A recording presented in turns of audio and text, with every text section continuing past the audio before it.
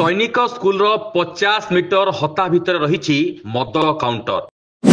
अबकारी विभाग को अभियोग कले कर्णपात करूना अबकारी विभाग। कुंभीर निद्रारे शोई रही भुवनेश्वर अबकारी विभाग।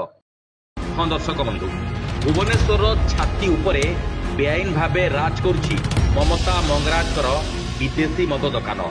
और सैनिक स्कूल मात्र 50 मीटर दूरता भितर रही ममता मंगराजकर यही विदेशी दुकान। तेज सरकार जोठी नियम रही कि शिक्षानुष्ठान मंदिर एवं लेबर कॉलोनी ठारू 500 मीटर दूरतार मद दुकान लाइसेंस मिलवा कथा नुहे, किंतु ममता मंगराजकर विदेशी मद दुकान सबू नियम को ठिया गोईठा मारिचंती भुवनेश्वर अबकारी विभाग।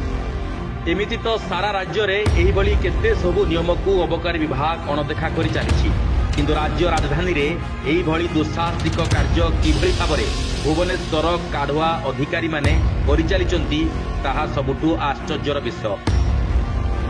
एपटे पुणी केंद्र सरकारंकर ये गोटे प्रतिष्ठित स्कूल जोठी पिला मानंकु आर्मी पई प्रस्तुत करा जाय एवं श्रृंखलित हेबा पई प्रशिक्षण भी दिया जाय।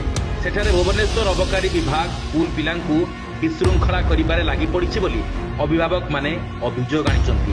तेब अबकारी मंत्री श्री पृथ्वीराज हरिचंदन एवं अबकारी कमिशनर सैनिक स्कूल सामने थिबा ममता मंगराजकर ए विदेशी मद दुकान उपरे विशेष दृष्टि देवा सह मद दुकान को स्थानांतरित करने को निर्देश देवा एवं सर्वसाधारण दाबी जोर धरिछि।